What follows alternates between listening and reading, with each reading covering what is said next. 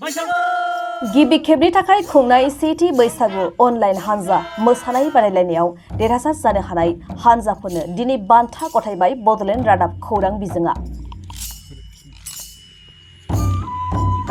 रंजालि बैसागु फोरबोजों लोब्बा लाखिनानै बडलेण्ड रादाब बिजोंनिफ्राय गिबि खेबनि थाखाय अनलाइन सेथि बैसागु हानजा मोसानाय बादायलायनाय हाबाफारि लानाय जादोंमोन। बे अनलाइन बैसागु हानजा मोसानाय बादायलायनायनि फिथाइखौ थांनाय 15 मे खालि फोसावनाय जादोंमोन।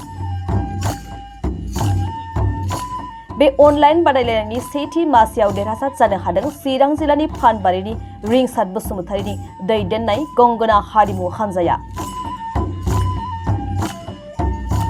आरो नैथि मासियाव देरहासारनो हादों चिरां जिल्लानि बिजनीनि बिनय ब्रह्मनि दैदेननाय सोरजि आर्ट एन्ड कालचार सेन्टारा। बडलेण्ड रादाबनिफ्राय होखानाय नेमखान्थि बायदियै बादायलायनायाव बाहागो लानानै देरहासार जानो हादों बे मोननै मोसाखावरि हानजाया। दिनै मोनसे जर'खा हाबाफारिनि गेजेरजों बे अनलाइन बैसागु हानजा मोसानाय बादायलायनायनि देरहासार जानो हानाय मोननै हानजाखौ मान बिलाइजों लोगोसे रांनि बान्थाखौ गथायनाय जायो। मख'नो गोनांदि बे बादायलायनायाव दाब दाब जिल्ला ओनसोलफोरनिफ्राय गासै मोन 17 बैसागु हानजा मोसाखावरिफोरा बाहागो लाहरदोंमोन।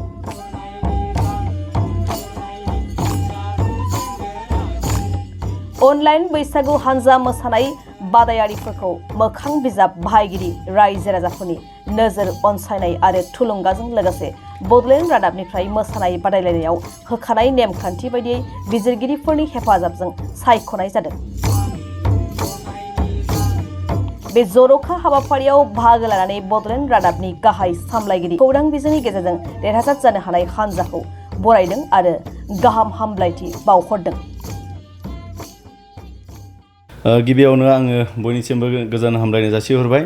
नंगौ, जोङो बडलेण्ड रादाबा मोनसे थांखि लादोंमोन जे बे बैसागु जोंनि बर'नि हारिमुखौ जोङो मुलुग दरबाराव सिनायथि होनो थाखाय, जायनि थाखाय जोङो देग्लाय 2025 इं मायथाइनि जे बैसाग दाननि 7 खालारनिफ्राय 15 खालारसिम मथा मथि जोङो 25 सानसोनि जोङो टाइम होनानै मोनसे अनलाइन बैसागु हानजा मोसानाय बादायलायनाय लादोंमोन। आरो बे बादायलायनायाव आसामनि खना खनला जेसेबां बर'फोर दङ बिनि गेजेराव गोबां जिल्लानिफ्राय बे बादायलायनाय हाबाफारियाव बाहागो लाहरदोंमोन।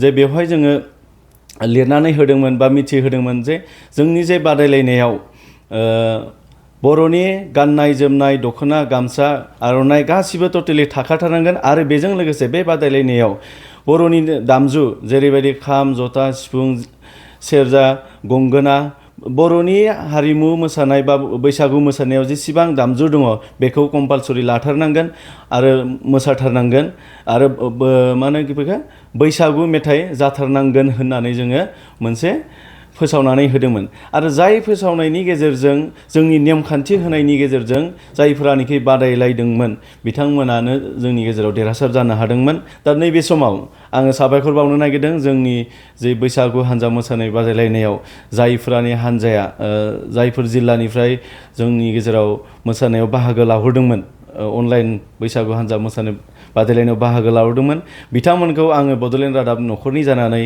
रोजा रोजा साबायखर बावहरो। फैबाय थानाय समफोराव जों आरो बेफोरबायदिनो बादायलायनाय हाबाफारिखौ जों लाबोबाय थागोन आरो जोङो जोंनि बर'नि हारिमु जे बैसागु मोसानाय बे जोंनि हारिमुखौ जों मुलुग दरबाराव जों गोसारहोनो नाजालांबाय थागोन। एसेनोसै, गोजोन्थों। जोंनि बडलेण्ड रादाबनि जा अनलाइन बैसागु हानजा मोसानाय बादायलायनायाव बान्थाखौ मोननो हादोंमोन बा सेथि बान्थाखौ मोननो हादोंमोन गंगोना हारिमु हानजा पानबारिनिफ्राय चिरां डिस्ट्रिक्टनि।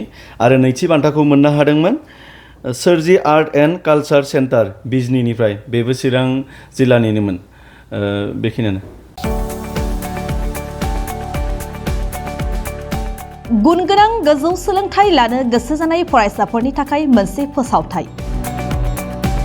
फरायसाफोरनो गुनगोनां गोजौ सोलोंथाइ होनायनि मोजां खाबु लानानै फैदों रुनिकाटानि इउएन एकाडेमिया। रुनिकाटानि UN एकाडेमियाव 2025-26 सोलोंथाइ बोसोरनि थाखाय गोदानै मुं थिसननाया सोलिगासिनो। चिरां जिल्लानि रुनिकाटायाव थानाय UN एकाडेमिया देग्लायनिफ्राय HS फार्स्ट इयारनि सोलोंथाइ होनायखौ जागायबाय। बे एकाडेमियाव आर्ट्स स्ट्रीमाव 11 थाखो एबा HS फार्स्ट इयारनि गोदानै मुं थिसननाया दासान्दि सोलिगासिनो दं। रोंगौथि गोनां फोरोंगिरिनि फोरोंथाइ होनाय आरो सोलोंथाइनि गासै गोनां खाबुफोर थानाय बे एकाडेमियाव गुनगोनां सोलोंथाइ होनायजों लोगोसे हौवासा आरो हिन्जावसाफोरनि थानायनि थाखाय आलादायै साखोन-सिखोनै हस्टेलनि खाबु दं।